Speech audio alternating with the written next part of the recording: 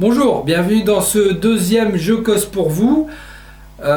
Aujourd'hui, donc, je vais passer aux réponses. Vous avez été nombreux à apprécier ce genre de vidéo et à me poser pas mal de questions. Donc, on fait simple. J'ai l'ordi devant les yeux, j'ai zoomé au maximum, j'ai mis toutes vos questions sous la vidéo. Je les ai là devant les yeux. Je vais dérouler et à fur et à mesure, je vais répondre. J'ai pris les premières questions en premier, puis je vais remonter progressivement. Et puis je vais essayer de répondre au maximum à toutes vos questions. Alors on commence tout de suite avec la première question. Fischer Théo, à quoi sert une visseuse à choc comparée à une visseuse classique? Et peut-on remonter des pneus avec une visseuse classique ou faut-il une boulonneuse? Bon, tout de suite pour cette réponse-là, pour tout ce qui est voiture, c'est des boulonneuses. C'est à choc, c'est à air comprimé, ça peut être aussi sur accu. Mais bon, là, je ne parle pas pour ce genre d'outils. On peut le faire avec des visseuses à choc standard, ce qu'on utilise, mais il faut vraiment des visseuses à choc qui ont un couple assez important. Et il vaut mieux toujours terminer le serrage d'une roue avec à la main, c'est plus simple. Ceux qui ont une clé dynamométrique, tant mieux pour eux. Ceux qui n'en ont pas, ils font à la main et vous serrez correctement. C'est plus simple qu'une clé à choc. On sait pas vraiment une visseuse à choc, on ne sait pas vraiment où ça va aller. Bref, à quoi sert une visseuse à choc comparé à une visseuse classique? Elles ont toutes les deux leur utilité. Une visseuse classique est capable de visser avec un variateur à différentes puissances. La visseuse à choc, elle fait la même chose, je dirais, mais est capable de travailler, quoi qu'en pensent certains, plus finement, je trouve. Je n'avais pas de visseuse à choc, j'en voulais pas. Et puis j'ai eu l'opportunité, je me suis dit tiens, j'ai une visseuse Bosch avec des accus 12 volts, donc j'en ai deux. Il suffirait que j'achète une machine sans accu qui me coûtera beaucoup moins cher.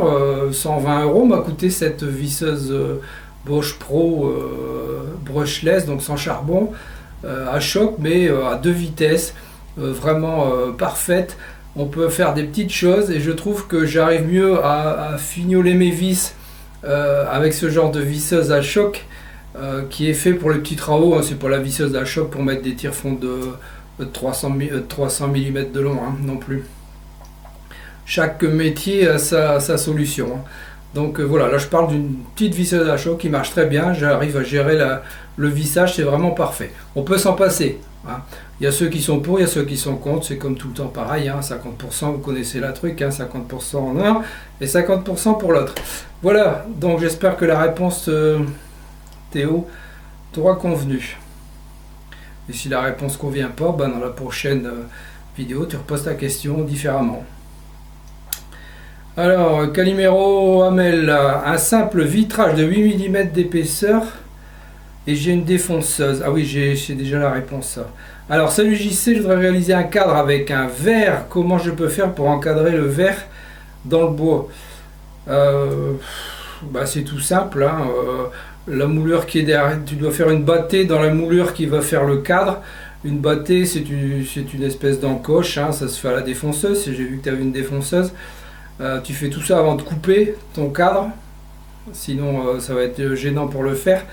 Une battée de l'épaisseur de la glace plus l'épaisseur d'un carton, ce qu'on met derrière une photo pour pouvoir bien la tenir à plat sur le cadre. Voilà, tu peux faire comme ça.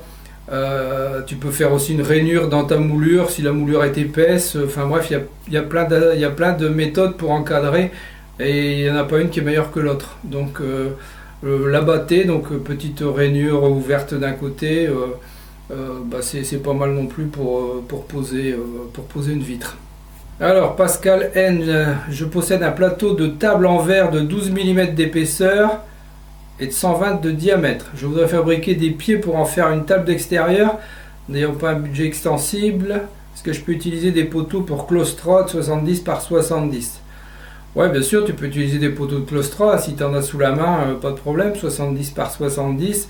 Il faudra faire une ceinture autour de la table, comme c'est rond, il faudra faire un piétement carré avec une ceinture tout en haut qui fait le tour de la table. Alors soit tu visses directement en applique si tu n'as pas de quoi travailler le bois autrement.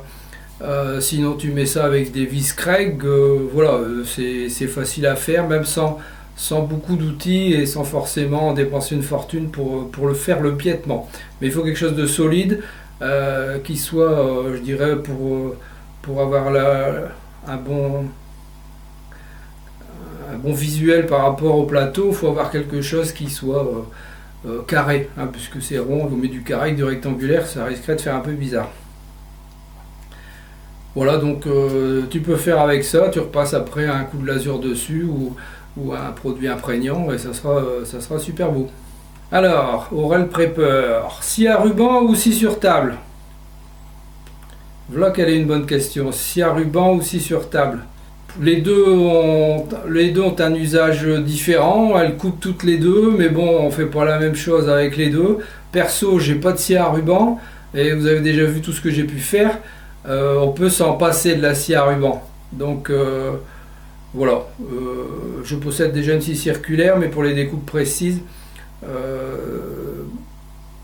moi je dirais pour commencer, il faut une scie sur table. Tu vas beaucoup travailler avec une scie sur table que la scie à ruban, tu l'utiliseras pour d'autres choses. Donc vu le prix de la machine, c'est quelque chose qu'on se paye, mais après.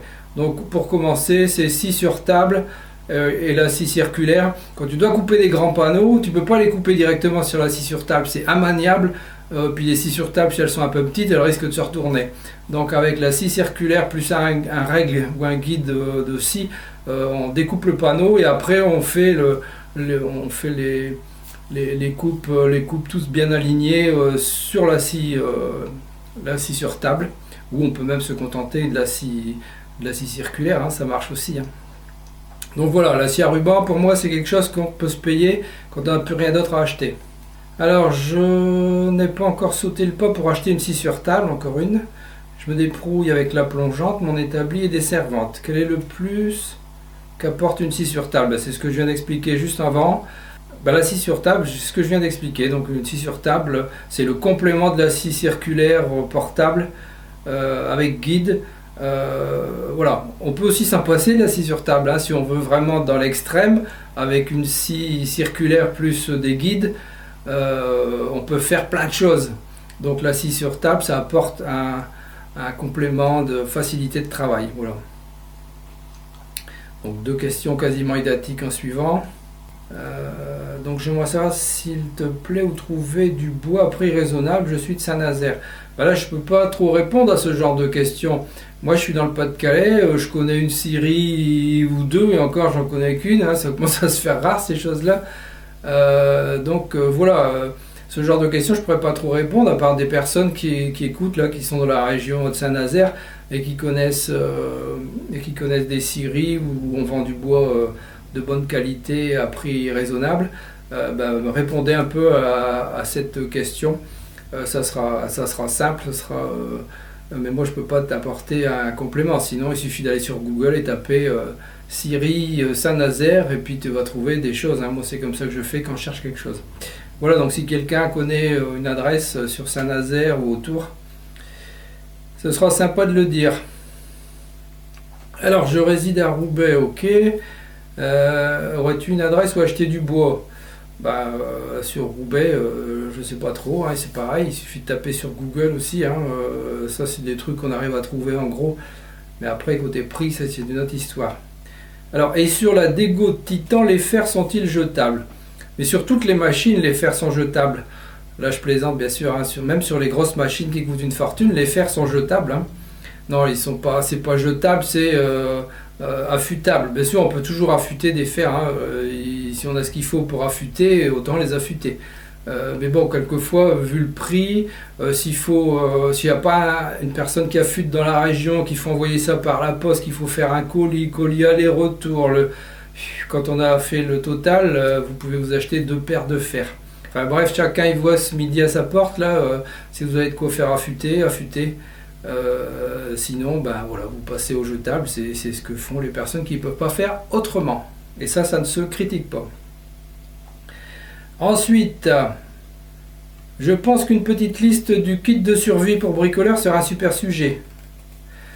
Un kit de survie pour bricoleur, ouais, mais bon, je pense que tout bricoleur qui commence a un minimum, et puis je crois que c'est toujours lié au porte-monnaie tout ça, hein. On peut pas, quand on commence, s'acheter 300 kilos de matériel comme ça pour démarrer sans savoir vraiment ce qu'on va faire. Moi je dirais toujours, quand on débute, il faut avoir une idée de ce qu'on veut faire, si c'est quelque chose qu'on aime, si on fait ça par obligation, si on fait ça par plaisir, et qu'est-ce qui plairait et qu'est-ce qui donnerait envie de faire quelque chose. Sinon, si on n'a pas toutes ces ouvertures, inutile d'acheter des outils, vous allez avoir des outils qui vont rester dans leur carton, hein. Voilà. Alors, oui, cette question était en deux parties. Équipement manuel ou électro, par exemple le rabot pour débuter. Le rabot pour débuter, de toute façon il faut toujours deux rabots, il faut toujours son rabot à main. Pour les petites retouches, il n'y a pas besoin de sortir un rabot électrique pour tout, hein. Le rabot électrique c'est aussi quelque chose de complémentaire qu'on achète quand on n'a vraiment plus rien d'autre à acheter, quoi, hein. D'accord? Donc c'est pas un outil indispensable, le rabot électrique. Et puis ceux qui veulent démarrer à la main, ceux qui veulent travailler qu'à la main, ils peuvent travailler qu'à la main. Moi j'ai déjà fait ça, maintenant j'ai des outils, je travaille avec mes outils. Je ne vais pas travailler à la main juste pour le plaisir de faire à la main. J'ai d'autres choses à faire que de vouloir absolument repartir en arrière et travailler à la main. Bon, on a des outils, hein, c'est comme quelquefois ceux qui parlent de travailler à la main ont des voitures et je pense qu'ils ne seraient pas contents de repartir sur leur vélo, partir travailler avec leur vélo. Je pense qu'ils utilisent leur voiture. Donc il faut aller de l'avant. Voilà, il y a comme ça qu'on avance. Alors, je récupère du bois à droite et à gauche et j'aurais voulu savoir si un rabot d'égo comme la tienne était une bonne idée. C'est Antoine Buriot qui me pose la question. Rabot d'égo est une bonne idée pour débuter. Bien sûr, pour débuter, c'est une bonne idée.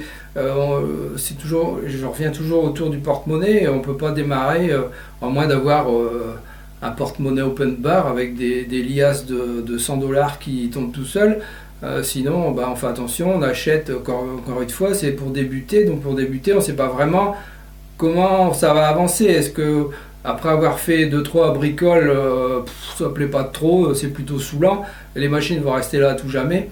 Donc il vaut mieux commencer, essayer de faire quelque chose avec les moyens du bord, et puis si vraiment ça plaît, puis qu'on s'aperçoit qu'on a envie d'évoluer, là on peut s'acheter une petite machine et puis commencer à travailler dessus et faire des choses un peu plus sympas.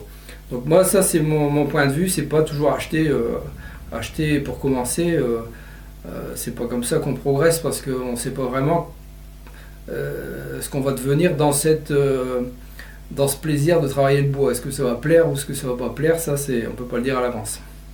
Alors, non-MPP. Alors, vous avez parfois des sacrés pseudos quand même, hein. Je n'ai pas bien compris le procédé. Les questions sont à poser dans les commentaires de cette vidéo. Oui, les questions sont à poser dans les commentaires et moi j'y réponds en vidéo comme je le fais maintenant.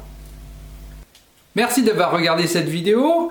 À votre droite, une suggestion de vidéo qui pourrait vous intéresser.